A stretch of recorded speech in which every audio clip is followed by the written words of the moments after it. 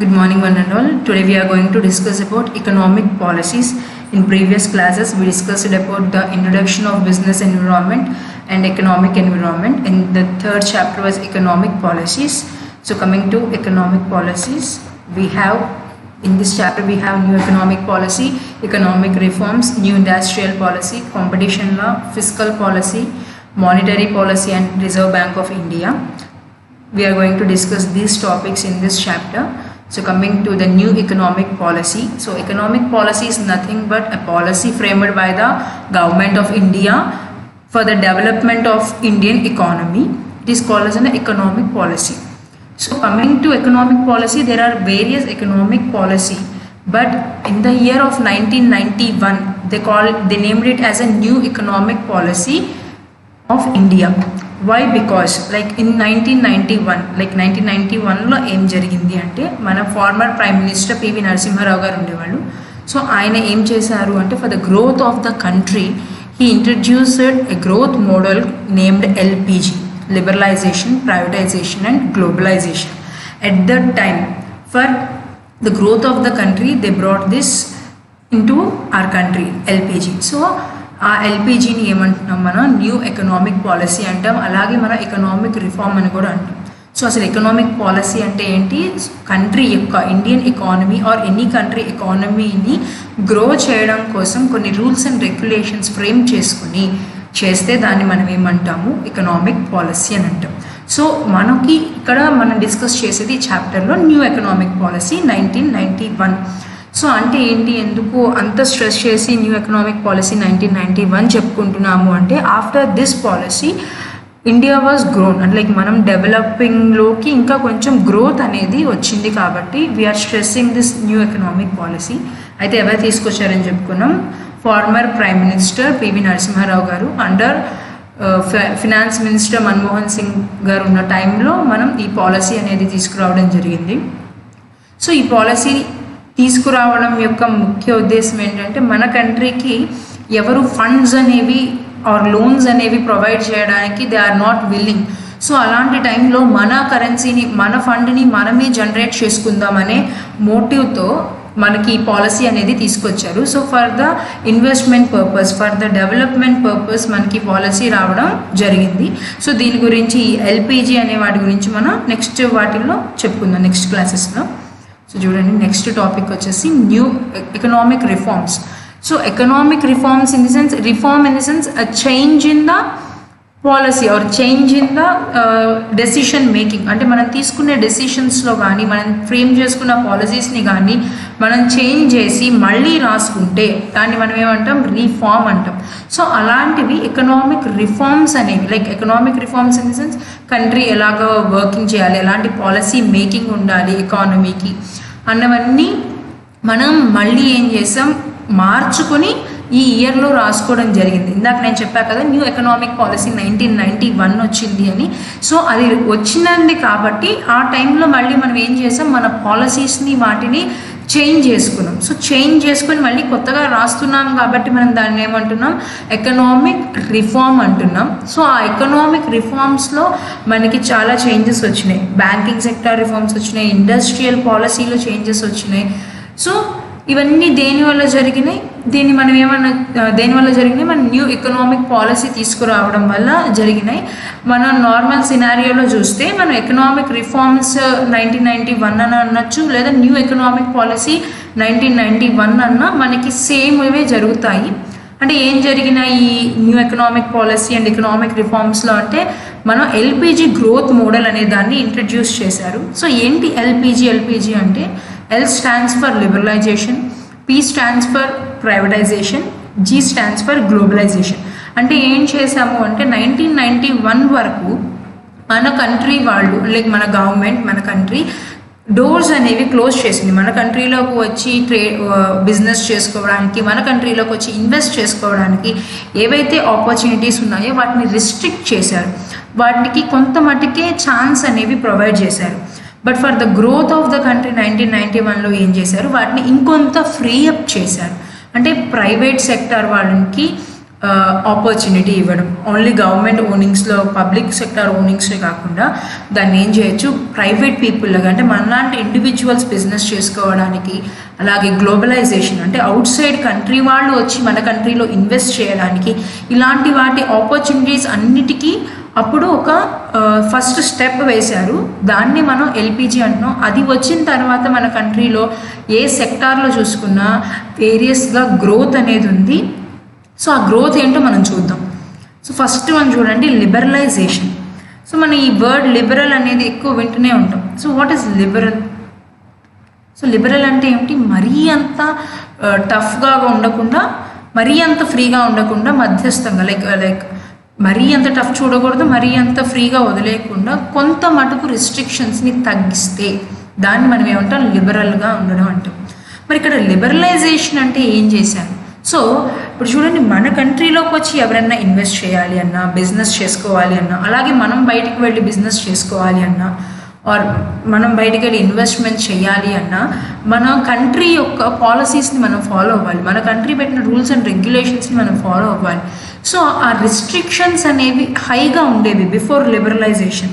So అలాంటి వాటిన్నిటినీ మనకి liberalisation 1991లో తగ్గించారు.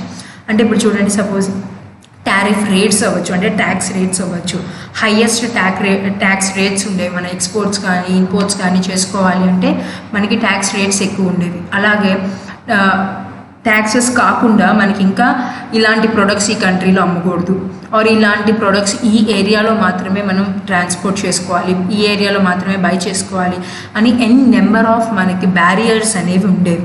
Tariff and non tariff barriers కింద మనం వాటిని బైఫర్కేట్ చేస్తాం. సో టారిఫ్స్ వచ్చేసి related to the taxation, percentages, వీటన్నిటికీ రిలేటెడ్ ఉంటుంది. నాన్ టారిఫ్ వచ్చేసి మనకి కోటా సిస్టమ్స్, అంటే మనం ఎంత బయటికి పంపించాలి, ఎంత మనం దాన్ని ఏం చేయాలి, ఎక్స్పోర్ట్ చేయాలి, వారు ఎంత మనం ఇంపోర్ట్ చేసుకోవచ్చు, ఆర్ ఎవరైనా వచ్చి మన కంట్రీలో ఇన్వెస్ట్ చేస్తుంటే ఎంత పర్సంటేజ్ వరకు ఇన్వెస్ట్ చేసుకోవచ్చు, ఇలాంటివన్నీ మనం నాన్ టారిఫ్ బ్యారియర్స్లో చూడవచ్చు. అలాగే లైసెన్సింగ్ ప్రొవైడ్ చేయడం, కొన్ని ఇండస్ట్రీస్కి గవర్నమెంట్ మాత్రమే అండర్టేకింగ్లో ఉండేది. తర్వాత ఏం చేశారు, ఈ లిబరలైజేషన్ తర్వాత కొన్ని ఇండస్ట్రీస్కి దాన్ని ఏమంటారు, లైసెన్సింగ్ అనేది ప్రైవేట్ పీపుల్ వాళ్ళకి కూడా ఇచ్చారు. అంటే ఇదివరకు ఏంటంటే కొన్నిటికి మటుకే ప్రైవేట్ వాళ్ళు కానీ ఎవరైనాకి బిజినెస్ చేసుకోవడానికి లైసెన్స్ ఇచ్చేవాళ్ళు. కానీ లిబరలైజేషన్ అనేది మనం తీసుకొచ్చిన తర్వాత, ఈ 1991లో మనకి లిబరలైజేషన్ వచ్చిన తర్వాత ఏమైంది అంటే, ఎక్సెప్ట్ కొన్ని సెక్టార్స్, కొన్ని ఇండస్ట్రీస్ కాకుండా మిగతా ఏ ఇండస్ట్రీకైనా మనం సొంతంగా మ్యానుఫ్యాక్చర్ చేసుకోవచ్చు, సొంతంగా బిజినెస్ చేసుకోవచ్చు. అంటే అమ్ముకునే ఛాన్స్ మనకి లైసెన్సింగ్ అనేవి ఈ లిబరలైజేషన్లో ప్రొవైడ్ చేశారు. అది ఎక్కడ వస్తుంది, మనకి నాన్ టారిఫ్ బ్యారియర్స్లో వస్తుంది. సో ఏంటి, మన కంట్రీలోకి కరెన్సీ ఫ్లో అవ్వాలి అన్నా, ఎవరైనా మనకొచ్చి ఇన్వెస్ట్ చేయాలి అన్నా, అంటే ఫారెన్ డైరెక్ట్ ఇన్వెస్ట్మెంట్స్ అయినా, ఫారెన్ ఇన్స్టిట్యూషనల్ ఇన్వెస్ట్మెంట్స్ అయినా, వాటి మీద ఏవైతే రిస్ట్రిక్షన్స్ ఉన్నాయో వాటన్నిటినీ ఏం చేశారు, లిబరలైజేషన్లో తగ్గించారు. ఎక్కడ, టారిఫ్స్లో. మరి నాన్ టారిఫ్స్లో ఏం చేశారు, లైసెన్సింగ్ అనేవి ప్రొవైడ్ చేశారు, రెగ్యులేషన్స్ అనేవి క్రియేట్ చేశారు, కోటా సిస్టమ్స్ అనేవి తీసుకొచ్చారు. సో ఆ లైసెన్సింగ్ ఏం చేశారు, కొన్ని కేటగిరీస్ కాకుండా, అంటే ఫార్మాస్యూటికల్స్ కానీ, డ్రగ్స్ కానీ, ఏరోనాటికల్ కానీ, లేకపోతే ఏదైనా ఎక్స్ప్లోజివ్స్ కానీ, ఆల్కహాల్ కానీ, ఇలాంటి వాటన్నిటినీ ఏం చేశారు, లైసెన్సింగ్ అనేది గవర్నమెంట్ దగ్గరే ఉంచుకొని మిగతా మనకున్న సెక్టార్స్ అన్నీ, లైక్ టూరిజం అవ్వచ్చు, లేకపోతే హోటల్ ఇండస్ట్రీ అవ్వచ్చు, టెలికామ్ ఇండస్ట్రీ అవ్వచ్చు, వీటన్నిటికీ ఏం చేశారు, లైసెన్సింగ్ అనేది ప్రొవైడ్ చేశారు. ఎక్సెప్ట్ ఫ్యూ, ఆల్కహాల్కి, సిగరెట్స్కి, కెమికల్స్కి, ఎక్స్ప్లోజివ్స్కి, ఎలక్ట్రానిక్స్, ఏరోనాటికల్, ఇలాగ ఏవైతే వెరీ ఇంపార్టెంట్ టు అవర్ కంట్రీయో అలాంటి వాటిని మాత్రం లైసెన్సింగ్ అందరికీ ప్రొవైడ్ చేయకుండా గవర్నమెంట్ అండర్టేకింగ్లో ఉంచుకొని మిగతా వాటన్నిటినీ కొంత ఫ్రీ అప్ చేసింది. అలాగే ఇంకా ఏం జరిగింది, రిజర్వ్ బ్యాంక్ ఆఫ్ ఇండియా ఏదైతే ఉందో దాని రోల్ని కొంత తగ్గించింది. ఫినాన్షియల్ సెక్టార్లో దాని రోల్ అనేది తగ్గించింది. మనం చూసాం ఎకనామిక్ రిఫార్మ్స్ అని చెప్పుకున్నాం ఇందాక. సో ఆ ఎకనామిక్ రిఫార్మ్స్లో మెయిన్గా బ్యాంకింగ్ సెక్టార్ రిఫార్మ్స్ జరిగినాయి. సో బ్యాంకింగ్ సెక్టార్ రిఫార్మ్స్ అంటే ఏంటి, బ్యాంకింగ్ సెక్టార్లో చేంజెస్ అనేవి తీసుకొచ్చారు. త్రూ కమిటీస్ వేసి Narasimhan committee 1, Narasimhan committee 2, Khan committee ఇలాగా మనకి కొన్ని కమిటీస్ వేసి వాటిల్లో ఉండే రేట్స్ కానీ వీటన్నిటినీ తగ్గించి చేంజెస్ అనేవి తీసుకొచ్చారు. సో అక్కడ ఏమైంది అంటే రిజర్వ్ బ్యాంక్ మీద కొంత ఇంపాక్ట్ అనే దాన్ని తగ్గించారు. సో లిబరలైజేషన్ అంటే ఒక వర్డ్లో చెప్పుకోవాలంటే ఫ్రీయింగ్ అప్, బ్యారియర్స్ అన్నిటిని తీసి కొంత ఫ్రీ అప్ ఇచ్చి వాళ్ళని బిజినెస్ చేసుకునేలాగా చేశారు. సో ఈ లిబరలైజేషన్ రావడం వల్ల మనకి గ్రోత్ ఎలా జరిగింది అంటే చూడొచ్చు. మనకి ఈ సాఫ్ట్వేర్ సెక్టార్ బూమ్ అయింది ఇండియాలో, టెలికమ్యూనికేషన్ సెక్టార్ అనేది గ్రోత్ వచ్చింది మనకి. అంటే మనం చూడండి వేరే కంపెనీ యొక్క like out side the country, India కాకుండా బయట కంట్రీ మొబైల్ ఫోన్స్ వాడుతున్నాం మనం, లైక్ వాళ్ళ వాటిని ఏమంటాము మనం లైన్స్ వేసుకొని వాడుతున్నాం, ఇంటర్నెట్స్ వాడుతున్నాం, కనెక్షన్స్ వాడుతున్నాం. ఇవన్నీ అన్ని ఇండియన్ బేస్డ్ కాదు, మనకన్నీ ఏంటివి ఆబ్వియస్గా కంట్రీ బయట సైడ్ నుంచే వస్తున్నాయి.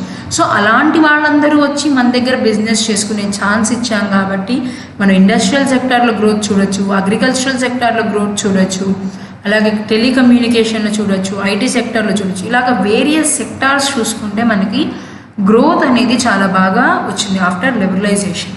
సో నెక్స్ట్ టాపిక్ ఏమిటి మనకి ప్రైవేటైజేషన్. సో ప్రైవేటైజేషన్ అంటే ఏం చెప్పుకున్నాం మనం? So privatisation is nothing but మనం ప్రైవేట్ ఇండివిజువల్స్ ఎవరైతే ఉన్నారో అంటే గవర్నమెంట్ సెక్టార్ కాకుండా, అంటే గవర్నమెంట్ అండర్టేకింగ్లో కాకుండా మనలాంటి ఇండివిజువల్స్ కూడా బిజినెస్ చేసుకుంటే దాన్ని ఏమంటాము ప్రైవేట్ ఓనింగ్ అంటాం. అంటే నాలాంటి వాళ్ళు మీలాంటి వాళ్ళు ఓన్గా బిజినెస్ స్టార్ట్ చేసుకుంటే దాన్ని ఏమంటారు ప్రైవేట్ ఓనింగ్ అంటారు. అంటే ఈ ప్రైవేటైజేషన్ అనేది అంటే పబ్లిక్ సెక్టార్లో ఉన్నవి అంటే గవర్నమెంట్ అండర్టేకింగ్స్లో ఉన్న ఏవైతే ఇండస్ట్రీస్ ఉన్నాయో, ఏవైతే అండర్టేకింగ్స్ ఉన్నాయో వాటిని ఏం చేశారు ప్రైవేట్ వాళ్ళకి ఇచ్చేశారు. గవర్నమెంట్ అండర్టేకింగ్లో ఉన్నవి ప్రైవేట్ వాళ్ళకి ఇచ్చారు. ఇవ్వడాన్ని మనం ఏమంటున్నాం ప్రైవేటైజేషన్ అంటున్నాం. సో ఏం చేస్తారు ఇక్కడ పొలిటికల్ ఇంటర్ఫియరెన్స్ అనేది మనకి ఉండదు. అంటే గవర్నమెంట్ మీరు ఇలా చేయండి అలా చేయండి అని చెప్పదు, బట్ సమ్ రిస్ట్రిక్షన్స్ అనేవి ఉంటాయి. మీరు బిజినెస్లో ఇలాంటి ప్రొడక్ట్స్ అమ్మకూడదు, ఇలాంటి క్వాలిటీ అమ్మాలి, అలాంటి రిస్ట్రిక్షన్స్ గవర్నమెంట్ పెడుతుంది. కానీ మిగతా వాటికి ఎంత ప్రొడ్యూస్ చేయాలి, ఎలా ప్రొడ్యూస్ చేయాలి, ఇలాంటివన్నీ ఎవరు చూస్తారు? ప్రైవేట్ వాళ్ళు మన సొంతంగా అంటే ఎంత ప్రైస్ ఫిక్స్ చేయాలి, ఇలాంటివన్నీ ఎవరు చేసుకోవచ్చు? ప్రైవేట్ వాళ్ళే చేసుకోవచ్చు. సో అలాంటి ఆపర్చునిటీని ఏవైతే పబ్లిక్ అండర్టేకింగ్లో ఉన్నాయో అవన్నీ మనలాంటి ఇండివిజువల్స్కి ఇస్తే దాన్ని ఏమంటున్నాం మనం ప్రైవేటైజేషన్ అని అంటున్నాం. సో ఇక్కడ ప్రైవేటైజేషన్లో ఏం జరుగుతుంది అంటే గవర్నమెంట్ కంపెనీస్ ఏవైతే ఉన్నాయో, గవర్నమెంట్ ఇండస్ట్రీస్ ఏవైతే ఉన్నాయో వాటన్నిటినీ ఎవరికి సెల్ చేస్తారు? ప్రైవేట్ వాళ్ళకి. అంటే మీలాగా నాలాంటి ఇండివిజువల్స్కి ఒక పర్సన్కి దాన్ని సెల్ చేసేస్తారు. అంటే ఆ కంపెనీలో ఉన్న షేర్స్ మొత్తాన్ని వీళ్ళకి ట్రాన్స్ఫర్ చేస్తారు. గవర్నమెంట్ ఓనింగ్లో ఉన్న దాని మొత్తాన్ని మనలాంటి ఇండివిజువల్స్కి ట్రాన్స్ఫర్ చేస్తారు. సో ట్రాన్స్ఫర్ ఎందుకు చేస్తున్నారు అంటే చూడండి, మనకి ఇది చూడాలి అంటే మన ఎకనామిక్ సిస్టమ్స్లో చెప్పుకున్నాం ఏమని, మనకి 3 ఉంటాయి: capitalistic economy, socialistic economy and mixed economy ఉంటాయి. అక్కడ మనం చెప్పుకున్న అడ్వాంటేజెస్ డిసడ్వాంటేజెస్ చెప్పుకొని, ప్రైవేట్ అయితే కొన్ని అడ్వాంటేజెస్ ఉంటాయి, పబ్లిక్ అయితే కొన్ని అడ్వాంటేజెస్ ఉంటాయి. అది లైక్ సోషలిస్టిక్ అయితే కొన్ని అడ్వాంటేజెస్, క్యాపిటలిస్టిక్ అయితే కొన్ని అడ్వాంటేజెస్ ఉంటాయని చెప్పుకున్నాం. సో అక్కడ ఏం చెప్పాము, సోషలిస్టిక్ ఎకానమీ అంటే గవర్నమెంట్ అండర్టేకింగ్లో ఉంటే ప్రైజెస్ కానివ్వండి, ప్రొడక్ట్స్ కానివ్వండి, గవర్నమెంట్ ఏవి చేయాలి అనుకుంటే అంతే ఫిక్స్ చేస్తుంది. దానివల్ల ఏమవుతుంది, గ్రోత్ అనేది మనకి చాలా తక్కువగా ఉంటుంది అని మనం చెప్పుకున్నాం. గ్రోత్ ఆఫ్ ద కంట్రీ అనేది తక్కువగా ఉంటుంది. అలాగే ఇంత తక్కువ ప్రైస్కి అమ్మడం వల్ల గవర్నమెంట్కి లాసెస్ అనేవి వస్తాయి అని కొన్ని మన డిసడ్వాంటేజెస్ ఎకనామిక్ సిస్టమ్స్లో చెప్పుకున్నాం. సో సేమ్ అవే గవర్నమెంట్ అండర్టేకింగ్లో ఉండడం వల్ల గ్రోత్ అనేది ఉండట్లేదు.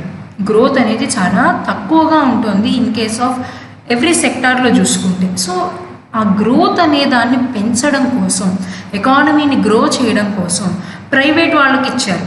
ఇవ్వడం వల్ల ఏమైంది, సో ప్రైవేట్ వాళ్ళు ఏం చేస్తారు, ప్రాఫిట్ మేకింగ్ మోటివ్తో వాళ్ళు వర్క్ చేస్తారు. కాబట్టి వాళ్ళు ఏం చేస్తారు, ప్రైస్ రేట్స్ అనేవి రీజనబుల్గా పెడుతూ ప్రోడక్ట్ అవైలబిలిటీ, మనం చెప్పుకున్నాం కస్టమైజేషన్ అనేది ఒకటి జరుగుతుంది అని. సో అలాంటి కస్టమైజేషన్ ఆపర్చునిటీ, కస్టమర్ సాటిస్ఫాక్షన్, ఇలాంటివన్నీ మనం ప్రైవేట్ వాళ్ళల్లో చూడొచ్చు. సో దానివల్ల ఏమవుతుంది, బిజినెస్లు అనేవి ఇంక్రీజ్ అవుతాయి, గ్రోత్ అనేది వస్తుంది. సో అది ఆ మెయిన్ పాయింట్ తీసుకొని ఏం చేశారు, ఈ పబ్లిక్ సెక్టార్ అండర్టేకింగ్స్ ఏవైతే ఉన్నాయో వాటిని ప్రైవేట్ సెక్టార్ అండర్టేకింగ్స్లోకి కన్వర్ట్ చేశారు. అయితే అన్నిట్లోకి ప్రైవేటైజేషన్ అనేది అలౌ చేయలేదు, ఎక్సెప్ట్ 3 తప్పితే. అంటే మనం చూడొచ్చు, రైల్వేస్ ఒకటి, అటామిక్ ఎనర్జీ ఒకటి, మైనింగ్ ఆఫ్ అటామిక్ మినరల్స్, ఏవైతే మనకి వెరీ క్రూషియలో అవి తప్పితే మిగతా వాటి అన్నిట్లో ప్రైవేట్ వాళ్ళు గవర్నమెంట్తో కలిసి బిజినెస్ చేసుకునే ఆపర్చునిటీ అనేది ప్రొవైడ్ చేశారు. ఇప్పుడు చూడండి, బస్సెస్ ఉన్నాయి, మనకి ప్రైవేట్ బస్సులు ఉన్నాయి, గవర్నమెంట్ బస్సులు ఉన్నాయి. అలా రెండిటికి కలిపి వెళ్ళే ఛాన్స్ అనేది ప్రొవైడ్ చేయడం కోసం అనేది ప్రొవైడ్ చేశారు త్రూ ప్రైవేటైజేషన్. మనం చెప్పుకున్నాం ట్రాన్స్పోర్ట్ అండ్ రైల్వేస్లో చూడండి, మనకి ఇండియన్ గవర్నమెంట్ రైల్వేస్ మాత్రమే ఉన్నాయి. అలా అంతే తప్పితే రిలయన్స్ కంపెనీ వాడో, టాటా కంపెనీ వాడు సొంతగా రైల్వేస్ స్టార్ట్ చేయలేదు కదా. అంటే అలాంటి వాటిల్లో ఇంకా ప్రైవేటైజేషన్ అనేది గవర్నమెంట్ రిలీజ్ చేయలే. అలాగా అటామిక్ ఎనర్జీ అంటే ఏవైతే మనం లైక్ ఆటమ్ బాంబ్స్ కానీ, ఇండియన్ గవర్నమెంట్ ఇవి గన్స్ కానీ ఇలాంటివన్నీ ఏవైతే ఉంటాయో, అంటే మిలిటరీకి సంబంధించిన ఐటమ్స్ అన్నీ కూడా ఎవరైతే మ్యానుఫ్యాక్చర్ చేస్తారో ఓన్లీ గవర్నమెంట్ ఆఫ్ ఇండియా చేస్తుంది. అలా ఏవైతే క్రూషియల్ ఉన్నాయో ఆ 3 కాకుండా మిగతావన్నీ ఏం చేశారు, ప్రైవేట్ పీపుల్కి ఇచ్చేసారు. సో అలా ఇచ్చేసేదాన్ని మనం ఏమనుకుంటున్నాం, ప్రైవేటైజేషన్ అంటున్నాం. సో ఈ లిబరలైజేషన్, ప్రైవేటైజేషన్ ఎప్పుడు జరిగింది, 1991. నెక్స్ట్ చూడండి, గ్లోబలైజేషన్. అంటే మన ఎల్పిజిలో లిబరల్, ప్రైవేట్ అయిపోయినాయి. నెక్స్ట్ వన్ ఏంటి, గ్లోబలైజేషన్. సో గ్లోబలైజేషన్ అంటే ఏంటి అంటే మన కంట్రీ ఇండియా ఏదైతే ఉందో యుఎస్ అంటే లైక్ మనకున్న ఇంకా అదర్ కంట్రీస్తో ట్రేడ్ చేసుకోవడానికి, అంటే ఎక్స్పోర్ట్స్ అండ్ ఇంపోర్ట్స్ చేసుకోవడానికి, అలాగే ఆ బయట వేరే కంట్రీస్ వాళ్ళు వచ్చి మన కంట్రీలో ఇన్వెస్ట్ చేయడానికి ఆపర్చునిటీ అనేది ఓపెన్ చేశారు. అంటే బయట యుఎస్ వాళ్ళు, యూకే వాళ్ళు, ఫ్రాన్స్ వాళ్ళు వీళ్ళందరూ వచ్చి ఏం చేయొచ్చుట, ఇండియాతో బిజినెస్ చేసుకోవచ్చు, అలాగే ఇండియాలో ఇన్వెస్ట్ కూడా చేసుకోవచ్చు అనే దాన్ని ఎప్పుడు ఓపెన్ చేశారు, ఇన్ ద ఇయర్ ఆఫ్ 1991. అంటే మన కంట్రీ అన్ని కంట్రీస్తో బిజినెస్ చేసుకోవచ్చు అనే దాన్ని మనం ఏమంటున్నాం, గ్లోబలైజేషన్ అంటున్నాం. సో అంటే అంతకుముందు 1991 ముందు ఎవరూ బిజినెస్ చేయలేదా, ఎక్స్పోర్ట్స్ ఇంపోర్ట్స్ చేయలేదా అంటే అది కాదు. సో ఎక్స్పోర్ట్స్ అండ్ ఇంపోర్ట్స్ జరిగినాయి, బట్ వాటికి ఉండే ట్యాక్స్ రేట్స్ అవ్వచ్చు, కస్టమ్ డ్యూటీస్ అవ్వచ్చు, టారిఫ్స్ అవ్వచ్చు, అవన్నీ చాలా హైగా ఉండేవి. సో ఎందుకు హైగా ఉన్నాయి, ఎందుకు ఇప్పుడు తగ్గించారు అంటే, హైగా ఎందుకు పెట్టారు స్టార్టింగ్లో మన వాళ్ళు, ఇన్ ది సెన్స్ 1947లో మనకి ఇండిపెండెన్స్ వచ్చింది. సో దానికన్నా ముందర ఏమైంది, ఇలాగే బిజినెస్ చేసుకుంటాం, ఇన్వెస్ట్ చేస్తామని చెప్పి బ్రిటిషర్స్ వచ్చి మన కంట్రీని కంప్లీట్గా ఇన్వేషన్ చేశారు. సో మళ్ళీ అలాంటి ప్రాబ్లం అనేది మనకి రాకుండా ఉండడం కోసం, మళ్ళీ అలా ఒకళ్ళ కింద మనం ఉండకుండా ఉండడం కోసం ఏం చేశారు, డ్యూటీస్ అనేవి, టారిఫ్ రేట్స్ అనేవి చాలా హైగా పెట్టేసేవాళ్ళు. సో వాటికి ఇంట్రెస్ట్ ఉంటేనే, అలాగే అదొక రీజన్. అండ్ నెక్స్ట్ రీజన్ ఏంటి అంటే, మనకు అలాగా టారిఫ్స్ ఎక్కువ పెడితే గ్రోత్ అనేది వస్తుంది అన్న, లైక్ అంటే ఫండ్స్ ఎక్కువ వస్తాయన్న ఉద్దేశంతో పెట్టారు. సో అది కరెక్ట్ కాదు. సో దానివల్ల ఎక్కువ మంది మన కంట్రీతో బిజినెస్ చేసుకోలేకపోతున్నారు అని ఫీల్ అయ్యి 1991లో ఇంకొంత దానికి ఫ్రీ అప్ ఇచ్చారు. అంటే ఇప్పుడు చూడండి, సపోజ్ ఫారెన్ డైరెక్ట్ ఇన్వెస్ట్మెంట్స్కి, ట్రేడింగ్కి మనం ఇచ్చామని చెప్పాం. ఏదైనా ఒక కంపెనీలో ఎవరైనా ఒకళ్ళు ఇన్వెస్ట్ చేస్తే వాళ్ళకి ఓనర్షిప్ రైట్ ఎప్పుడు వస్తుంది అంటే, అబౌవ్ 49% కనుక వాళ్ళు ఇన్వెస్ట్ చేశారనుకోండి, వాళ్ళకి ఓనర్షిప్ రైట్స్ అనేవి వెళ్ళిపోతాయి. కాబట్టి ఈ ఫారెన్ డైరెక్ట్ ఇన్వెస్ట్మెంట్ చేసిన, ఫారెన్ ఇన్స్టిట్యూషనల్ ఇన్వెస్ట్మెంట్ చేసిన దాన్ని ఏం చేశారు, కట్టడి చేశారు, అంటే దాన్ని రిస్ట్రిక్ట్ చేశారు. సో మీరు ఇన్వెస్ట్ చేసేటప్పుడు 27 కొన్ని, అంటే ఒక్కొక్క సెక్టార్లో ఒక్కొక్క పర్సంటేజ్ అనేది ఇచ్చారు. కొన్నిట్లో 100% ఫ్రీ అప్ ఇచ్చారు. వేటి వల్ల అయితే మన ఎకానమీ దెబ్బతినదో, వేటి వల్ల అయితే మళ్ళీ మనం ఒకళ్ళ కింద వర్క్ చేయాల్సిన పొజిషన్ రాకుండా ఉంటుందో, అలాంటి వాటిలో 100% ఫారెన్ ఇన్వెస్ట్మెంట్స్ యాక్సెప్ట్ చేశారు. అది కాకుండా మనకి ఏవైతే ఇంపార్టెంట్ అంటే బ్యాంకింగ్ కానివ్వండి, ఇంకా ఏదైనా లైక్ ఎకనామిక్కి సంబంధించిన ఏవైతే ఉన్నాయో వాటిలో ఏం చేశారు, 25%, 20% వాటికే అలవెన్స్ అనేది ప్రొవైడ్ చేశారు. అటామిక్ వాటిల్లో అయితే మనం ఏదైతే అటామిక్ ఎనర్జీ ఇవన్నీ చెప్పుకున్నామో వాటిల్లో అయితే ఫారెన్ డైరెక్ట్ ఇన్వెస్ట్మెంట్స్ ఇంకా చాలా తక్కువ ఉంటాయి, కొన్నిట్లో ఉండవు. సో ఎందుకు ఇలాగ చేశారు అంటే ఓనర్షిప్ అనేది మళ్ళీ వాళ్ళ దగ్గరికి వెళ్ళిపోకుండా ఉండడం కోసం వాటిని రిస్ట్రిక్ట్ చేశారు. అయితే ఇదివరకు ఒక 40%, ఇదివరకు ఒక 10%, 5% వరకే ఉండేది. దాన్ని ఇప్పుడు ఏం చేశారు, కొంత ఇంక్రీజ్ చేసి ఒక 20% మీరు ఇన్వెస్ట్ చేసుకోవచ్చు అని ఫ్రీ అప్ అనేది 1991లో ఇవ్వడం జరిగింది. అప్పటి వరకు కూడా ఉన్నాయి మనం కూడా ట్రేడింగ్ చేసుకున్నాం, వేరే కంట్రీస్కి ఎక్స్పోర్ట్ చేసాం. కాకపోతే ఏంటి అంటే పర్సంటేజెస్లో డిఫరెన్సియేషన్ వచ్చింది, అంటే మార్పు అనేది పర్సంటేజెస్లో మనకి వచ్చింది. ఎక్స్పోర్ట్ చేసేటప్పుడు కస్టమ్ రేట్స్ ఎలా ఉన్నాయి, ఇప్పుడు ఎలా ఉన్నాయి, వాటిల్లో కొంత చేంజెస్ తీసుకొచ్చారు. వాటిలో చేంజెస్ తీసుకురావడం వల్ల అంటే ఇదివరకు చూడండి, ఎవరైనా మన కంట్రీ నుంచి ఎక్స్పోర్ట్ చేసుకోవాలి అంటే హై ట్యాక్స్ రేట్ పే చేసేవాళ్ళు. సో దాన్ని ఏం చేశారు, రెడ్యూస్ చేశారు. కాబట్టి ఏంటి, మన కంట్రీ నుంచి ఎక్స్పోర్ట్ చేసుకోవడానికి చాలామంది, మన కంట్రీ నుంచి ఇంపోర్ట్ చేసుకోవడానికి చాలామంది, చాలా కంట్రీస్ అనేవాళ్ళు ఫేవరబుల్గా ఉన్నారు. సో దానివల్ల ఏమైంది, మన ఫారెన్ ట్రేడ్ అనేది పెరిగింది, దాని నుంచి ఫారెన్ ఎక్స్చేంజ్ రిజర్వ్స్ అనేవి పెరిగినాయి, దాని నుంచి మన రూపీ వాల్యూ అనేది ఇంక్రీజ్ అయింది. సో ఇవన్నీ ఏంటంటే మనకి ఇంటర్లింక్డ్. ఒకసారి గ్లోబలైజేషన్ చేస్తే మనం బయటకు వెళ్ళి బిజినెస్ చేయొచ్చు, బయట వాళ్ళు వచ్చి మనతో బిజినెస్ చేయడం వల్ల ఏమవుతుంది, వాళ్ళ ఫారెన్ కరెన్సీ మనకు వస్తుంది. సో ఆ ఫారెన్ కరెన్సీ రిజర్వ్స్ని బేస్ చేసుకొని మనం ఏం చేస్తాం, rupee value and gold value అనేవి ఇంక్రీజ్ అండ్ డిక్రీజ్ అవుతూ ఉంటాయి. సో ఇలాంటి వాటన్నిటికీ ఎప్పుడు స్టార్ట్ చేశారు, 1991లో ఇంకొంత ఫ్రీ అప్ చేసి గ్లోబలైజేషన్ అనేది తీసుకొచ్చారు. దాని తర్వాత foreign exchange management FEMA and foreign exchange regulation act FERA అని 1999లో తీసుకొచ్చి ఫారెన్కి సంబంధించిన అంటే బయట కంట్రీస్తో సంబంధించిన వేటికైనా ఈ రూల్స్ అండ్ రెగ్యులేషన్స్ ఫేస్ చేసుకొని ఎక్స్పోర్ట్స్ ఇంపోర్ట్స్ చేయాలి, foreign direct investments or foreign institutional investments అనేవి చేసుకోవచ్చు అని మనకి 1991లో చేశారు. సో ఇది మనకి ఎల్పిజి కంప్లీట్గా ఏంటి అంటే అప్పటిదాకా క్లోజ్డ్గా ఉన్న డోర్స్ని మనం ఓపెన్ చేసాం ఇన్ 1991 త్రూ ఎల్పిజి పాలసీ. బయట కంట్రీస్ నుంచి మన ఇన్వెస్ట్మెంట్ని యాక్సెప్ట్ చేసాం. అయితే హైయర్ అమౌంట్ ఇదివరకు యాక్సెప్ట్ చేసాం, ఇప్పుడు దాన్ని ఇంకొంత ఇంక్రీజ్ చేసాం 1991లో. దానివల్ల గ్రోత్ అనేది బాగా వచ్చింది కాబట్టి కంట్రీలో ఎంఎన్సీ కంపెనీస్ వచ్చినాయి, డిఫరెంట్ ఎంటర్టైన్మెంట్ పర్పస్లో చూసుకున్న ఎంటర్టైన్మెంట్ కూడా గ్రోత్ ఉంది. సో ఇలాంటివన్నీ జరగడానికి రీజన్ ఇది కాబట్టి మనకి వెరీ ఇంపార్టెంట్ ఎల్పిజి అనేది. నెక్స్ట్ చూడండి, న్యూ ఇండస్ట్రియల్ పాలసీ. సో మనం చెప్పుకున్నాం యూనిట్ స్టార్టింగ్లో ఎకనామిక్ పాలసీస్ అని. అంటే ఏంటివి ఎకనామిక్ పాలసీస్ అంటే మన కంట్రీ యొక్క ఎకానమీని పెంచడం కోసం ఏవైతే రూల్స్ అండ్ రెగ్యులేషన్స్ ఫ్రేమ్ చేస్తారో వాటిని ఎకనామిక్ పాలసీస్ అంటాం. సో ఆ ఎకనామిక్ పాలసీస్లో కూడా మనకి వేరియస్ పాలసీస్ ఉంటాయి, like industrial policy, fiscal policy, monetary policy, foreign exchange policy, ఇలాగా మనకి నెంబర్ ఆఫ్ పాలసీస్ ఉంటాయి. అయితే మీకు వాటిల్లో చాలా ఇంపార్టెంట్ ఏంటి అంటే industrial policy, fiscal policy and monetary policy. అంటే ఇండస్ట్రియల్ సెక్టార్లో గవర్నమెంట్ ఎలాంటి మెజర్స్ పెట్టింది, ఎలాంటి రూల్స్ అండ్ రెగ్యులేషన్స్ ఫ్రేమ్ చేసింది, అలాంటివన్నీ మనం ఎక్కడ చూస్తాం, ఇండస్ట్రియల్ పాలసీలో చూస్తాం. సో చూడండి, న్యూ ఇండస్ట్రియల్ పాలసీ అంటున్నాం, అది కూడా మనకి ఇండస్ట్రియల్ పాలసీలో కూడా మనం చెప్పాం కదా, ఎకనామిక్ రిఫార్మ్స్ తీసుకొచ్చినప్పుడు చేంజెస్ తీసుకొచ్చాం. కాబట్టి కొత్త ఇండస్ట్రియల్ పాలసీ ఇప్పుడు మనం ఫాలో అయ్యేది అంటే ఒక ఇండస్ట్రీ పెట్టాలి అంటే ఎలాంటివి ఫాలో అవ్వాలి, ఎలాంటి రూల్స్ అండ్ రెగ్యులేషన్స్ ఫాలో అవ్వాలి అనేవి మనం ఇక్కడ న్యూ ఇండస్ట్రియల్ పాలసీలో చూస్తాం. అయితే ఈ న్యూ ఇండస్ట్రియల్ పాలసీ అంటే ఏంటి, గవర్నమెంట్ ఇండస్ట్రీస్ ఎలా రన్ అవ్వాలి అనే ఒక ఫ్రేమ్వర్క్ క్రియేట్ చేస్తే అది ఇండస్ట్రియల్ పాలసీలోకి వస్తుంది. అయితే దీని ఆబ్జెక్టివ్స్ ఏముంటాయి మనకి అంటే గ్రోత్, ఇండస్ట్రీలో ఒక ప్రొడక్ట్స్ని పెంచడం, ఎంప్లాయ్మెంట్ ఆపర్చునిటీస్ పెంచడం, అంటే కంట్రీలో ఇండస్ట్రీస్ని గ్రో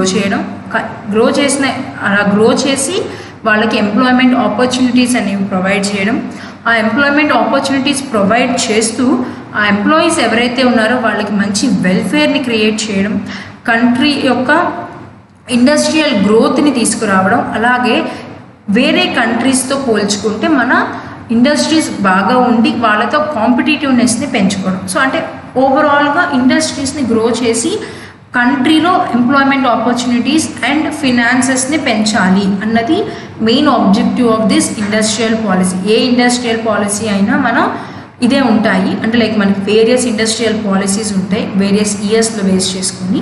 వాటన్నిటి మెయిన్ ఎయిమ్ ఏంటి అంటే కొత్త కొత్త ప్రొడక్ట్స్ ఇంట్రడ్యూస్ చేయడం, కొత్త కొత్త ఇండస్ట్రీస్ని డెవలప్ చేయడం, అలాగే ఎంప్లాయ్మెంట్ ఆపర్చునిటీస్ క్రియేట్ చేయడం, వెల్ఫేర్ ఆఫ్ ద ఎంప్లాయీస్ అనేవి చూసుకోవడం, దాని ద్వారా యాజ్ ఎ హోల్ కంట్రీ యొక్క ఎకానమీని ఇంక్రీజ్ చేయాలి. సో ఇవి వచ్చేసి మన ఇండస్ట్రియల్ పాలసీ ఆబ్జెక్టివ్స్. అయితే మనం చెప్పుకున్నాం కదా, మనకి వేరియస్ ఇండస్ట్రియల్ పాలసీస్ ఉంటాయి. అంటే ఏంటంటే ఇండస్ట్రియల్ సెక్టార్లో మనకి మొత్తం 3 సెక్టార్స్ ఉంటాయి: primary, secondary and territory. Primary comes under agriculture, secondary industrial, third వచ్చేసి service. So second industrial sector ఏదైతే ఉందో దాన్ని గ్రో చేయడం కోసం వేరియస్ ఇయర్స్లో వేరియస్ పాలసీస్ అనేవి ఫ్రేమ్ చేసి గ్రోత్ అనేది తీసుకొచ్చారు. అయితే దాంట్లో first before before 1991 after independence మనకి ఒక పాలసీ అనేది ఫ్రేమ్ చేశారు. అది industrial policy 1948. So first policy after independence. అయితే ఏం చేశారు ఈ ఇండస్ట్రియల్ పాలసీలో అంటే చూడండి, ఇండస్ట్రీస్ ఏవైతే ఉన్నాయో వాటిని కేటగరైజేషన్ అనేది చేశారు. 1948లో ఏం జరిగింది, మనకి ఏవైతే ఇండస్ట్రీస్ ఉన్నాయో వాటిని కేటగరైజ్ చేసి ఎవరెవరు దేన్ని ఓన్ చేసుకోవచ్చు, అంటే గవర్నమెంట్ అండర్టేకింగ్లో ఏముండాలి, ప్రైవేట్ వాళ్ళ అండర్టేకింగ్లో ఏముండాలి, అండ్ గవర్నమెంట్ అండ్ ప్రైవేట్ వాళ్ళు కలుపుకొని ఏది బిజినెస్ చేసుకోవాలి అన్న వాటి కింద 4 కేటగిరీస్లో మనకున్న ఇండస్ట్రీస్ని బైఫర్కేషన్ చేయడం ఈ 1948 పాలసీ యొక్క మెయిన్ ఎయిమ్ అనమాట. సో 1948లో అది చేశారు. అయితే చూడండి, మొత్తం 4 కేటగిరీస్ ఏంటంటే కంప్లీట్ గవర్నమెంట్ ఓనింగ్లో కొన్ని ఇండస్ట్రీస్ని పెట్టారు. మనం చెప్పుకున్నాం కదా, ఆర్మ్స్ అండ్ ఆటోమేషన్స్, అంటే ఏవైతే మన మిలిటరీకి సంబంధించిన guns, bombs and all the tanks ఇవన్నీ ఉన్నాయో అవన్నీ ఎవరు ఓన్లో ఉంటాయి, గవర్నమెంట్ ఓన్లో ఉంటాయి. తర్వాత అటామిక్ ఎనర్జీకి సంబంధించి అండ్ రైల్వేస్కి సంబంధించి ఏవైతే ఈ 3 ఉన్నాయో ఇవి ఏంటి, కంప్లీట్ హ్యాండ్స్ ఎవరి దగ్గర ఉంటుంది, గవర్నమెంట్, సెంట్రల్ గవర్నమెంట్ దగ్గర ఉంటుంది. అలాగే కొన్ని ఇండస్ట్రీస్ ఏమిటి అంటే స్టేట్ గవర్నమెంట్ దగ్గర కొన్ని ఇండస్ట్రీస్ని బైఫర్కేట్ చేశారు. అంటే మొత్తం 4 ఏంటి అంటే, ఒకటి కంప్లీట్ సెంట్రల్ గవర్నమెంట్, ఒకటి కంప్లీట్ స్టేట్ గవర్నమెంట్, ఇంకోటి ఏంటి అంటే state and central government combination, ఇంకోటి కంప్లీట్ ప్రైవేట్ వాళ్ళకి చేసుకునేలాగా 4 కేటగరైజేషన్ అనేది 1948లో చేశారు. అయితే ఫస్ట్ వన్ నేను చూసాం కదా, మనం 3 ఉన్నాయి. ఆ 3 వచ్చేసి కంప్లీట్ సెంట్రల్ గవర్నమెంట్లో హ్యాండ్ ఓవర్లో ఉంటాయి. సెకండ్ వన్ చూడండి, స్టేట్ గవర్నమెంట్, అంటే ఆంధ్రప్రదేశ్ స్టేట్ అవ్వచ్చు, తెలంగాణ అవ్వచ్చు, అలాగా స్టేట్ గవర్నమెంట్స్లో వాళ్ళు ఏ ఏ ఇండస్ట్రీస్ని ఓన్ చేసుకోవచ్చు అనడానికి coal, iron, steel, air craft, ship building and telegraph, telephone, అంటే ఏవైతే ఈ మైనింగ్కి సంబంధించి ఏరోనాటికల్కి సంబంధించి ఉంటాయో అవన్నీ ఏం చేశారు, మనకి స్టేట్ గవర్నమెంట్స్, అంటే ఇప్పుడు ఆంధ్రప్రదేశ్, కేరళ ఇలా స్టేట్స్ ఉన్నాయి కదా, ఆ స్టేట్ గవర్నమెంట్స్ వాళ్ళు ఏం చేయొచ్చు, వాటిని కంప్లీట్ ఓనింగ్ అనేది వాళ్ళు చేసుకుంటారు. అంటే వాటికి సంబంధించినవన్నీ ఎవరు మ్యానుఫ్యాక్చర్ చేస్తారు, వాళ్ళు చేస్తారు. వాళ్ళు లైసెన్సింగ్ ఇవ్వాలి అన్నా అది వాళ్ళే ప్రొవైడ్ చేసేలాగా మనం ఫ్రేమ్ చేసాం ఇన్ 1948. తర్వాత ఏం చేసాం, industries regulated by the government, అంటే ఏంటంటే ఇక్కడ సెంట్రల్ గవర్నమెంట్ చేసుకోవచ్చు, స్టేట్ గవర్నమెంట్ చేసుకోవచ్చు. మిగతా ఇండస్ట్రీస్ ఏవైతే ఉన్నాయో అంటే బేస్డ్ ఆన్ ఇంపార్టెన్స్ని బట్టి వాటి ఎంత అంటే లైక్ అవి ఎంత ఇంపార్టెంట్ మనకి అన్న బేస్ చేసుకుని సెంట్రల్ అండ్ స్టేట్ గవర్నమెంట్స్ వాటిని బైఫర్కేట్ చేసుకునే 3rd కేటగిరీలో. అండ్ లాస్ట్ 4th కేటగిరీ ఏంటి, మనకి కంప్లీట్ ప్రైవేట్ ఓనింగ్, ఏవైతే ఉన్నాయో మొత్తం ప్రైవేట్ వాళ్ళు రన్ చేసుకునేలాగా మనకి ఏం చేశారు, కొన్ని ఇండస్ట్రీస్ని ఆ కేటగిరీలో పెట్టారు. ఇలాగా కేటగరైజేషన్ అనేది మనకి 1948లో చేశారు. ఇది మొత్తం జరిగింది. నెక్స్ట్ ఇంకోటి ఏం జరిగింది, మనకి 1956లో మనం ఏం చేసాం, ఈ 4 కేటగిరీస్ ఏవైతే ఉన్నాయో వాటిని ఏం చేసాము, కంబైన్డ్ చేసి ఆ 4 కేటగిరీస్ని మనం కంబైన్ చేసి దాన్ని ఏం చేసాం, 3 కేటగిరీస్లోకి కన్వర్ట్ చేసాం. అంటే మొత్తం గవర్నమెంటు, మొత్తం స్టేట్ గవర్నమెంటు ఒకటి 2 ప్రైవేట్లో కాకుండా దాన్ని ఏం చేశారు, ఆ 4ని కంబైన్ చేసి 3 షెడ్యూల్స్ కింద ABCD కేటగిరీస్ని కన్వర్ట్ చేసి schedule A, schedule B, schedule C అనేది చేశారు. అంటే మనం ఇందా చెప్పుకున్నాం, ఫస్ట్ దాంట్లో 3 మాత్రమే సెంట్రల్ గవర్నమెంట్లో ఉన్నాయి, తర్వాత స్టేట్ గవర్నమెంట్లో మిగతా ఉన్నాయి, ఆ తర్వాత మొత్తం గవర్నమెంట్ సెంట్రల్ అండ్ స్టేట్, లాస్ట్లో ప్రైవేట్ అని చెప్పుకున్నాం. సో అయితే అది తీసేసి ఏం చేశారంటే షెడ్యూల్ ఏలో మొత్తం 17 ఇండస్ట్రీస్ అయితే ఏదైతే మనం ఆ 3 చెప్పుకున్నాం, తర్వాత సెకండ్ స్టేట్ గవర్నమెంట్లో 14 అన్నాను కదా, అది మొత్తం స్టేట్ అండ్ సెంట్రల్ కాంబినేషన్లో తీసేసుకున్నారు. అది మొత్తం కలిపి షెడ్యూల్ ఏ కింద మనం బైఫర్కేట్ చేసాం. మొత్తం షెడ్యూల్ ఏ ఉంటాయి 17 ఇండస్ట్రీస్ ఉంటాయి, గవర్నమెంట్ ఆఫ్ ఇండియా అనేది ఓన్ చేసుకుంటుంది. నెక్స్ట్ ఏం చెప్తున్నాము, షెడ్యూల్ 3 బి కింద కన్వర్ట్ చేసాం. ఏంటి అంటే ప్రైవేట్ వాళ్ళు ఉంటారు, గవర్నమెంట్ వాళ్ళు ఉంటారు, ఇద్దరు కలిసి ఒక 12 ఇండస్ట్రీస్ వరకు వాళ్ళు మ్యానుఫ్యాక్చరింగ్ చేసుకోవచ్చు, ఓనింగ్ చేసుకోవచ్చు అని ఒక 12 ఇండస్ట్రీస్ని సెకండ్ షెడ్యూల్లో మనం బైఫర్కేట్ చేసాం. అయితే థర్డ్ షెడ్యూల్లో ఏమొచ్చింది, కంప్లీట్గా ప్రైవేట్ వాళ్ళు హ్యాండ్ ఓవర్లోకి మనం చేసాం. అంటే ఇందాక మనం 4లో లాస్ట్ చెప్పుకున్నాం కదా, సేమ్ అలాగే షెడ్యూల్ సిలో ఏం చేసాం, మొత్తం మనం ప్రైవేట్ వాళ్ళకి హ్యాండ్ ఓవర్ చేసాం కొన్ని industries. Apart from 17 and 12 industries, మిగతా రిమైనింగ్ ఏవైతే ఉంటాయో మనకి అవన్నీ ఎవరు చేసుకోవచ్చు, ప్రైవేట్ వాళ్ళు చేసుకోవచ్చు అని మనం ఏం చేసాం 1956లో మార్చాం. నెక్స్ట్ దాని తర్వాత వచ్చిన పాలసీ ఏంటి అంటే ఇండస్ట్రియల్ పాలసీ 1991. సో మనం చెప్పుకున్నాం కదా 1991లో రిఫార్మ్స్ తీసుకొచ్చాం, చేంజెస్ తీసుకొచ్చామని. సో ఆ చేంజెస్ తీసుకొచ్చినప్పుడు మన పాలసీస్ అన్నిటిని మార్చుకుంటామని చెప్పాం. అలా మార్చినప్పుడు కొత్త పాలసీని న్యూ ఇండస్ట్రియల్ పాలసీ 1991. అయితే దీంట్లో ఏంటి, మనకి కేటగరైజేషన్ కానీ షెడ్యూలింగ్ కానీ లేదు. ఇక్కడ ఏం చేశారు అంటే కొన్ని ఏవైతే లైసెన్సింగ్ కావాలో, అంటే మనం ఇందాక చెప్పుకున్నాం కొన్ని ఇండస్ట్రీస్ అన్ని గవర్నమెంట్ దగ్గరే ఉంటాయి, లైసెన్సులు దొరకవు. సో అలాంటి ఇండస్ట్రీస్ అన్నిటికీ లైసెన్సింగ్ అనేది చేంజ్ చేశారు, కొన్నిటికైతే లైసెన్సింగ్ తీసేశారు. అలాంటివి అలాగే మనం చెప్పుకున్నాం లిబరలైజ్ ఎల్పిజి అనేది తీసుకొచ్చాం కాబట్టి ఈ సెక్టార్లో ఇంత ఇన్వెస్ట్ చేయాలి, ఈ సెక్టార్లో ఫారెన్ డైరెక్ట్ ఇన్వెస్ట్మెంట్ ఇలా ఉంటుంది అలా ఉంటుందని మనం చెప్పుకున్నాం. సో అలాగా ఏ సెక్టార్లో ఎంత ఇన్వెస్ట్మెంట్ పెట్టుకోవాలి అనేది 40% నుంచి ఏం చేశారు, 51%కి ఫారెన్ డైరెక్ట్ అనేది పెంచారు. తర్వాత ఫారెన్ ఇన్స్టిట్యూషనల్ ఇన్వెస్ట్మెంట్స్ ఏవైతే ఉంటాయో వాటిని ఇంకొన్ని ఇన్ఫ్రాస్ట్రక్చరల్ ఇండస్ట్రీస్లో 100% చేస్తారు. మనం చెప్పుకున్నాం దేంట్లో అయితే మనకి హామ్ ఉండదు, మన ఎకానమీకి ఎటువంటి ప్రాబ్లం ఉండదు అనుకుంటాం, వాటిలో మనం 100% ఫారెన్ డైరెక్ట్ ఇన్వెస్ట్మెంట్ ఇస్తాము అని. సో అలా ఇన్ఫ్రాస్ట్రక్చర్కి రిలేటెడ్లో 100% మనం ఫారెన్ డైరెక్ట్ ఇన్వెస్ట్మెంట్ అనేది ఇచ్చాము. అలాగా ఇన్వెస్ట్మెంట్కి సంబంధించి మనం చేంజెస్ అనేవి 1991 పాలసీలో తీసుకొచ్చాం. ఇది ఇండస్ట్రియల్ పాలసీ 1991. అలాగే ఇంకా ఏం చేసాము, ఇండస్ట్రియల్ పాలసీ 1991లో ఎంఆర్టీపీ యాక్ట్ ఒకటి, కాంపిటీషన్ యాక్ట్ ఒకటి, అంటే లైక్ ఎంఆర్టీపీ యాక్ట్ని కాంపిటీషన్ యాక్ట్ కింద మార్చాం.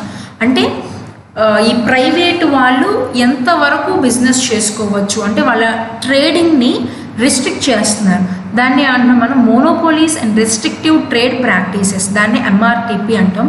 అంటే బిజినెస్ చేసుకునే వాళ్ళు, మ్యానుఫ్యాక్చరింగ్ చేసుకునే వాళ్ళు ఎంతవరకు చేసుకోవచ్చు అని వాళ్ళకి కొన్ని రూల్స్ అండ్ రెగ్యులేషన్స్ పెట్టి ఈ యాక్ట్ అనేది తీసుకొచ్చారు. సో అది ఎప్పటి నుంచో ఉంది, కాకపోతే 1991లో ఏం చేశారు, దానికి కొంత రిలాక్సేషన్ అనేది ఇచ్చారు. లేటర్ ఇన్ 2000 అదేమైంది, కాంపిటీషన్ యాక్ట్ కిందకి మారింది. అంటే ఒక పర్సన్ ఇంకో పర్సన్ లైక్ ఇద్దరు ఉన్నారు, ఏ అండ్ బి అన్నారు, ఇద్దరు సేమ్ ఇండస్ట్రీ పెట్టుకున్నారు.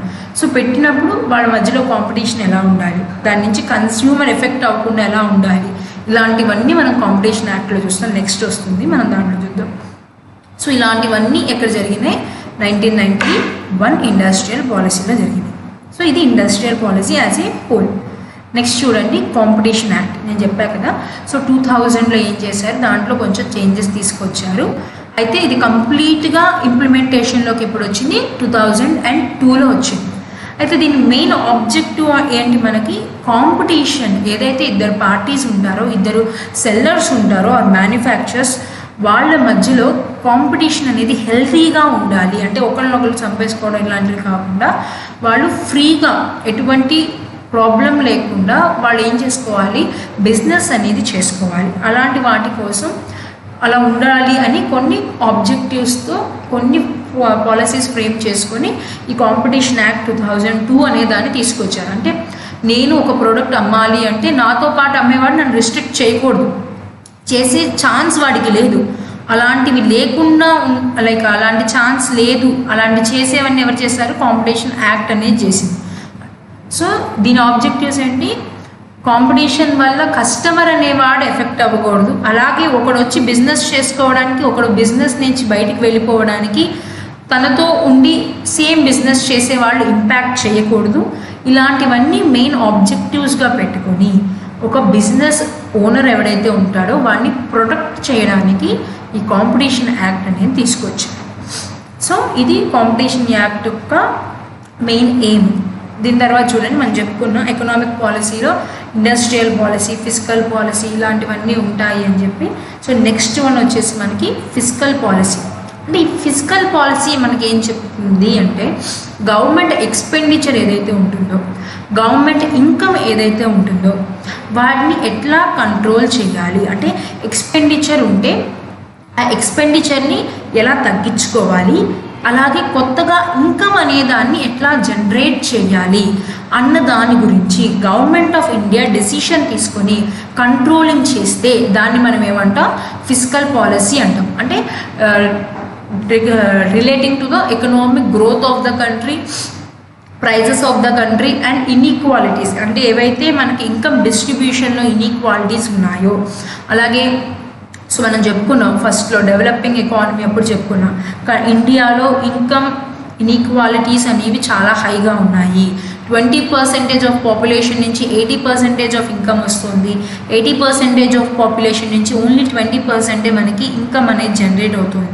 సో ఇలాంటివి ఏవైతే ఉన్నాయో ఈ ప్రాబ్లమ్స్ అన్నిటినీ కంట్రోల్ చేయడానికి, వీటన్నిటిని రిజాల్వ్ చేయడానికి మనం ఒక పాలసీ రాసుకుంటే దాన్ని మనం ఏమంటాం, ఫిజికల్ పాలసీ అంటాం.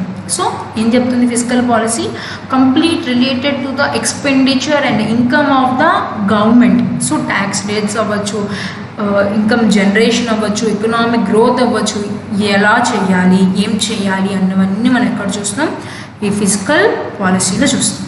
So that is physical policy. Next one చూడండి, మానిటరీ పాలసీ. అంటే కంట్రీలో ఎంత ఫ్లో ఆఫ్ కరెన్సీ అనేది జరగాలి, ఎంత రేట్ ఆఫ్ ఇంట్రెస్ట్కి లోన్స్ తీసుకోవాలి, ఎంత రేట్ ఆఫ్ ఇంట్రెస్ట్కి డిపాజిట్స్ ఉండాలి, ఇలాంటివన్నీ అంటే related to the financial terms ఏవైతే ఉంటాయో వాటన్నిటినీ మనం కంట్రోలింగ్, రెగ్యులేటింగ్ అంతా ఒక దాంట్లో ఫ్రేమ్ చేసుకుంటే దాన్ని మనం ఏమంటాం, మానిటరీ పాలసీ అంటాం. అయితే మిగతా అన్ని పాలసీలు మనకి గవర్నమెంట్ ఆఫ్ ఇండియా అండర్టేకింగ్లో ఉంటే మానిటరీ పాలసీ మాత్రం reserve Bank of India control చేస్తుంది.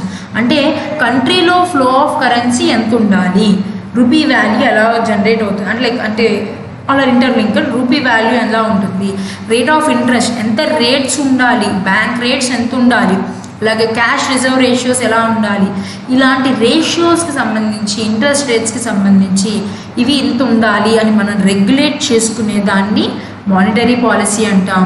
ఎవరు రెగ్యులేట్ చేస్తారు, మనకి రిజర్వ్ బ్యాంక్ ఆఫ్ ఇండియా అనేది రెగ్యులేట్ చేస్తుంది. అయితే ఈ సప్లై ఆఫ్ మనీ అంటున్నాం, ఫ్లో ఆఫ్ మనీ అంటున్నాం. సో వాటిని ఎలా కంట్రోల్ చేస్తారు అంటే మనకి డిఫరెంట్ మెజర్స్ ఉంటాయి, డిఫరెంట్ ఇన్స్ట్రుమెంట్స్ ఉంటాయి.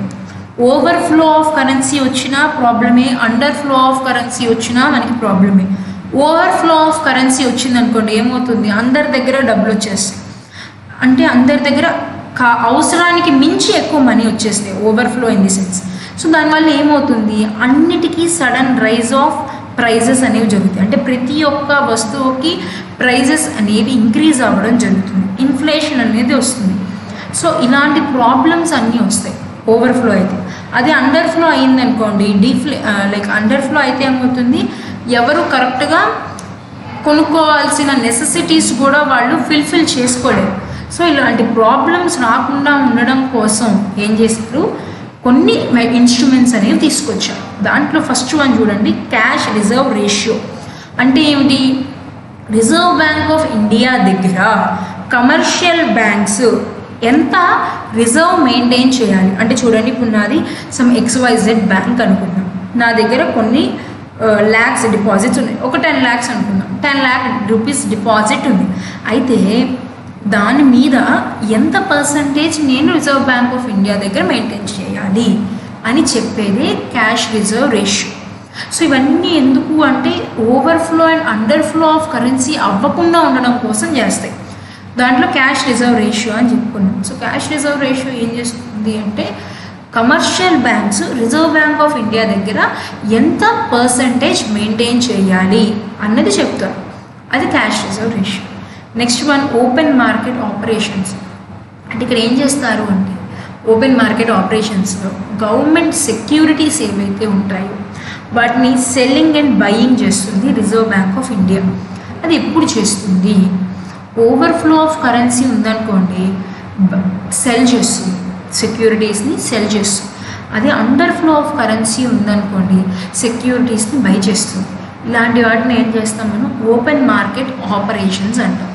అంటే ఫ్లో ఆఫ్ కరెన్సీని వీళ్ళు మెయింటైన్ చేస్తూ ఉంటారు. దాన్ని ఓపెన్ మార్కెట్ ఆపరేషన్స్ అంటాం.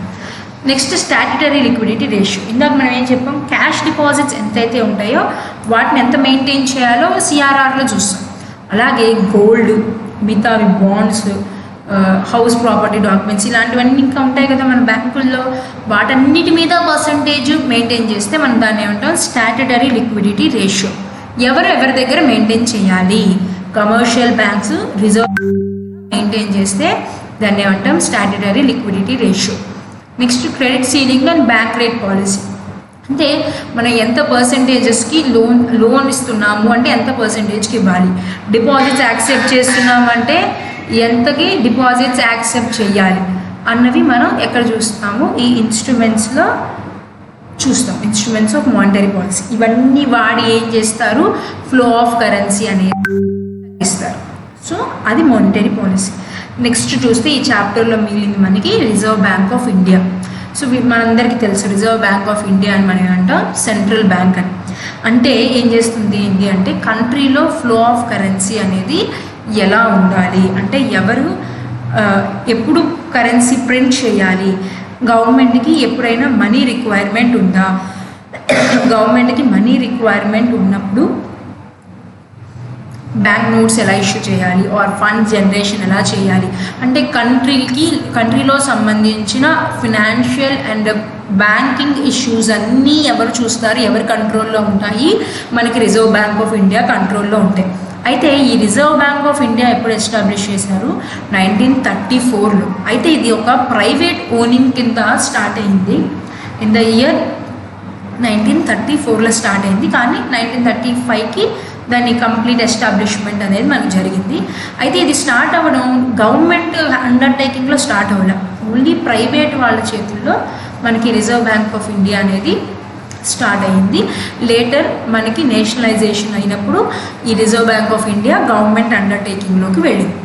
సో అయితే దీని ఫంక్షన్స్ ఏమిటి అంటే మనం చెప్పుకున్నాము, ఎప్పుడైనా మనీ ఇష్యూ చేయాలంటే కొత్త కరెన్సీ నోట్స్ ఇష్యూ చేయాలి అన్నా, గవర్నమెంట్ సెక్యూరిటీస్ అమ్మాలి కొనాలి అన్నా, గవర్నమెంట్కి ఫండ్ జనరేషన్ చేయడానికైనా, లేదు గవర్నమెంట్కి వీటిలో ఇన్వెస్ట్ చేయండి ఇలాంటి వాటిలో ఫండ్స్ ఎక్కువ వస్తాయని అడ్వైజెస్ ఇవ్వడానికైనా, ఒక బ్యాంక్కి ఇంకో బ్యాంక్కి అంటే లైక్ బ్యాంక్ కమర్షియల్ బ్యాంక్స్ ఏవైతే ఉంటాయో వాటికి లోన్స్ ప్రొవైడ్ చేయడానికైనా, స్టాక్ మార్కెట్స్ని కంట్రోల్ చేయడానికైనా, మన ఫారిన్ ఎక్స్చేంజ్ రిజర్వ్స్ని కంట్రోల్ చేయడానికైనా వీటన్నిటిని కంట్రోల్ చేస్తూ ఉండడమే మన రిజర్వ్ బ్యాంక్ ఆఫ్ ఇండియా యొక్క ఫంక్షన్స్ అనమాట. వీటి గురించి మనకి నెక్స్ట్ టాపిక్స్లో నెక్స్ట్ చాప్టర్స్లో రిజర్వ్ బ్యాంక్ ఆఫ్ ఇండియా గురించి ఎలాబరేట్గా వస్తుంది, మనం అక్కడ చెప్పుకుందాం. సో ఇది మనకి third chapter economic policies. So మనకి డిఫరెంట్ పాలసీస్ ఉంటాయి. ఆ డిఫరెంట్ పాలసీస్ నుంచి మనం ఏం చేస్తాము మన కంట్రీ యొక్క గ్రోత్ అనేది తీసుకొస్తాం. ఆ డిఫరెంట్ పాలసీస్ ఏంటవి? Industrial policy, fiscal policy and monetary policy. మీకు ఇంకా ఫారెన్ ఎక్స్చేంజ్ పాలసీ కానీ ఇంకా మిగతా పాలసీస్ మీకు లేవు. ఈ మూడు మీకు important, industrial, fiscal and monetary policy. So ఈ పాలసీస్ యొక్క ముఖ్య ఉద్దేశం ఏమిటి? కంట్రీకి గ్రోత్ తీసుకురావడం యొక్క మెయిన్ ఎయిమ్ అదనమాట. So thank you.